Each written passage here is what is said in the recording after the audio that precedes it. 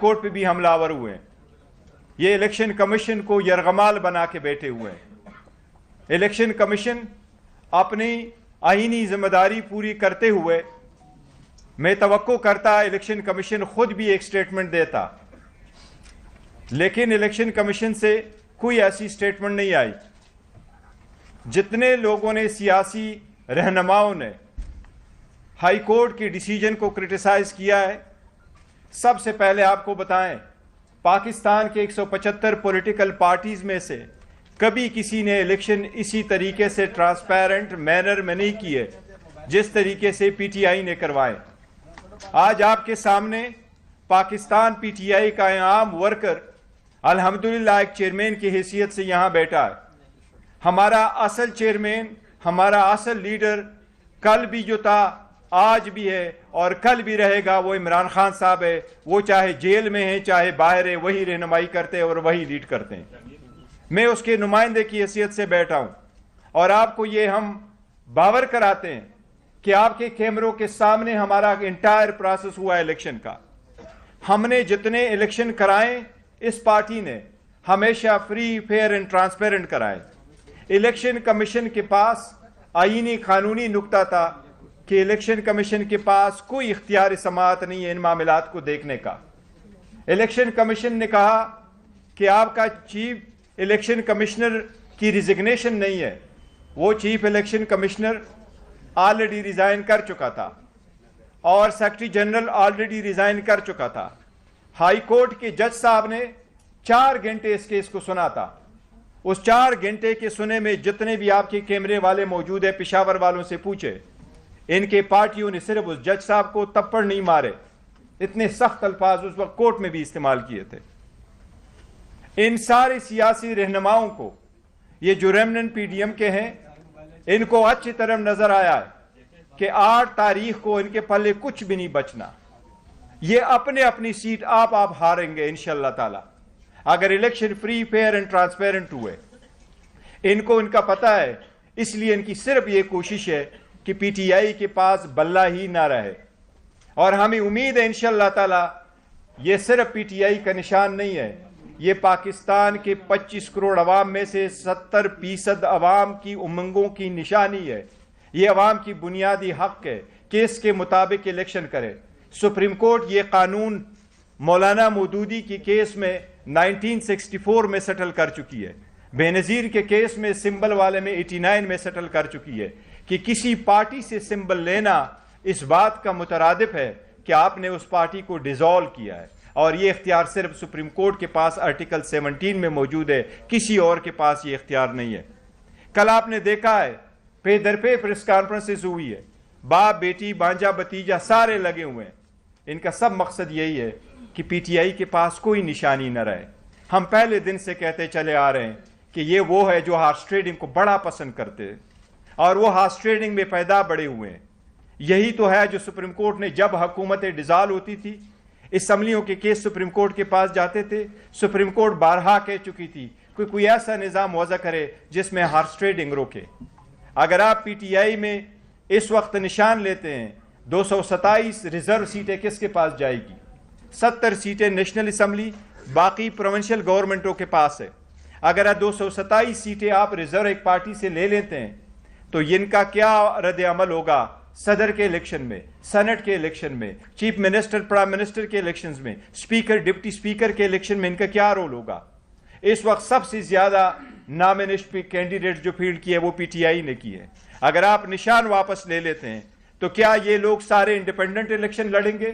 اگر آپ ان سے انڈیپینڈنٹ الیکشن کروائیں گے تو الیکشن کے بعد جو ہارس ٹریڈنگ ہوگی اس کا ذمہ دار کون ہوگا؟ یہ دا موسٹ کرٹیکل الیکشن اس ملک میں ہونے جا رہے ہیں. اگر یہ election free, fair and transparent نہیں ہوئے تو یہ اکانومی تباہ ہو جائے گی, یہ ملک کا بدترین نقصان ہو جائے گا, یہ ڈیموکریسی ڈیریل ہو جائے گی, یہ ملک متحمل نہیں ہو سکتا. یہ جو قابض بیٹھے ہوئے ہیں پارٹیوں پہ, ان کو اس بات کا ادراک نہیں ہے. ان کی پارٹی بچے, ان کی پوزیشن بچے, یہ پارٹی بچے, ان کی پوزیشن بچے, وہ پوزیشن ہے جو اپنے بیٹوں اور بیٹیوں کے علاوہ کسی اور کو دیتے نہیں, یہ بچے, ملک کا کتنا نقصان ہو ان کا احساس نہیں ہے. کل انہوں نے ججز پہ جو حملہ آور ہوئے، میں آپ کو اگر آپ کی اجازت سے صرف ایک ویڈیو پلے کرواتا ہوں تھوڑی سی، آپ یہ دیکھیں، ان کی یہ دیکھیں کہ جب کوئی کیس آتا آپ دیکھیں ججز کے بارے میں یہ کیا کہتے ہیں، یہ عدالتوں کے بارے یہ بالکل توہین عدالت کے زمرے میں آتا ہے. اسی لیے بیرسٹر صاحب نے کہا ہے کہ سپریم کورٹ کو اور عدلیہ آن ٹیسٹ ہے. عدلیہ کو چاہیے کہ اپنا فعال کردار ادا کریں اور اس چیز کو بند کریں. خدا خاکم بدہن لوگ اگر اپنے ہاتھ میں چیز لیں گے تو پھر کیوس ہوگا.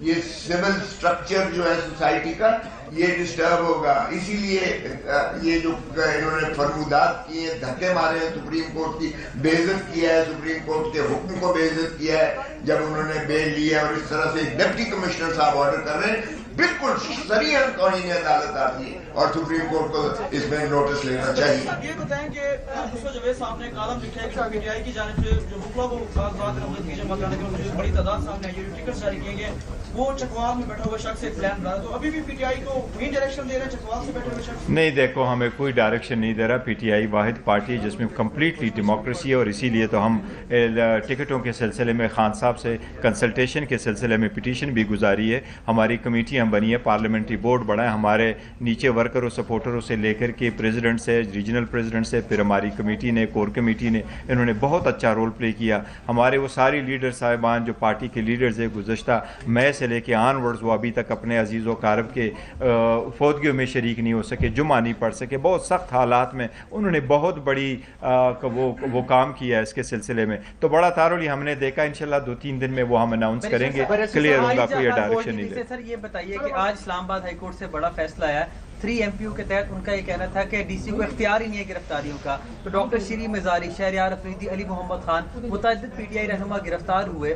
اس کے تحت اب ڈی سی کے خلاف کوئی کارروائی کی جا سکتی ہے؟ دیکھیے ڈی سی کے خلاف کارروائی تو الگ بات ہے، لیکن سپریم ہائی کورٹ نے جو فیصلہ کیا بہت اچھا فیصلہ ہے. یس، کوئی اختیارات فیڈرل گورنمنٹ سے تفویض نہیں ہوئی تھی تو انہوں نے لیگل ایشو کا فیصلہ کر لیا، بہت اچھا ہے. ایون ادروائز اگر ان کے پاس اختیار ہوتا تو میں سمجھتا ہوں ڈی سی کے پاس کسی بھی وقت میں کوئی ایسا مواد نہیں تھا جس کو بیس بنا کر کے آپ کسی بندے کی کو ڈیٹین کرے. دیکھو آزادی سب سے بڑا بنیادی حق ہے، اور عدالتیں ہمیشہ سے اس کا تحفظ کرتی ہے اور بڑا فوراً کرتی ہے. آپ نے دیکھا ہوگا ہیبس کارپس کی پٹیشن واحد پٹیشن ہوتی ہے جو کوئی بھی بندہ فائل کر سکتا ہے کہ کوئی فلاں بندہ کو کہاں حفظ بے میں رکھا گیا ہے. یہ حفظ بے میں آتا ہے تو اس لیے یہ ضروری تھا. یہ کہیے گا کہ شیخ رشید احمد صاحب کے ساتھ آپ کی پارٹی کا اتحاد ہے یا نہیں؟ چکے دیکھیں وہ ہم اس کا ذکر کر چکے،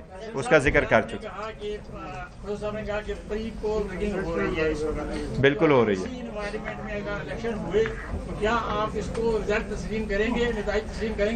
دیکھو یہ ٹو ارلی ہے. ہم یہی تو وارن کر رہے ہیں کہ اگر ایسے حالات رہے تو اگر آپ اس طرح سے کراتے، ادروائز جو کیئر ٹیکر سیٹ اپ ہے ان کا مینڈیٹ ہی یہی ہے آئین کے مطابق اور لاء کے مطابق کہ وہ free fair and transparent election کرائے، وہ پارٹی نہ بنے.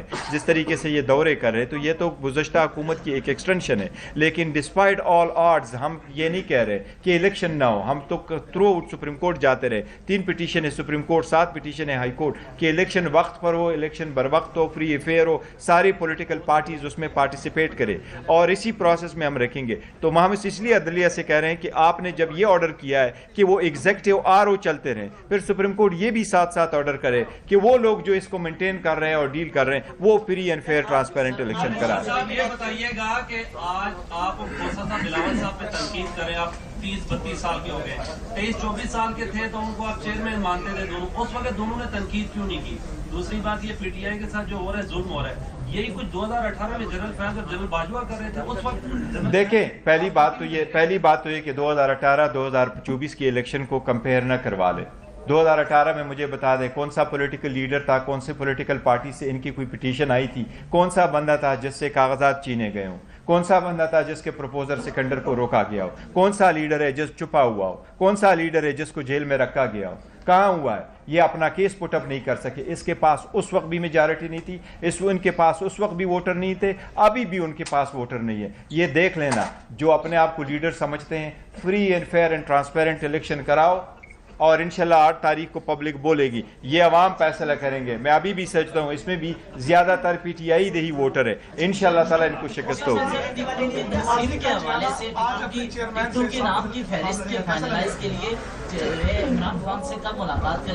دیکھو آرڈر کی کاپی آئے گی تو انشاءاللہ جلد تو یہ کریں گے. ممبران کی کے حوالے سے ان کو نامینیٹ کیا جا رہا ہے جن کے کاغذات نامزدگی جمع نہیں ہوئے، ان کے لیے آپ کا کیا رہا ہے؟ دیکھو وہ ہائی کورٹ میں بھی ہم جا رہے ہیں، ہائی کورٹ یہ پٹیشن لے کے آئے ہیں اور پٹیشن الیکشن کمیشن کے نوٹس میں لے کے آئے ہیں. اگر وہ کل تک جو بھی آرڈر آ جاتے پھر ہم اس کو ہائی کورٹ میں چیلنج کریں گے. ایک منٹ کے لیے اس نے ایک اعلان کرنا ہے، ذرا پنجوتا صاحب نے ایک اناؤنسمنٹ کرنی ہے جی. یہ اس نے ایک اناؤنسمنٹ کرنی ہے، بس صرف وہ دیکھ لیں آپ ادھر کر کے.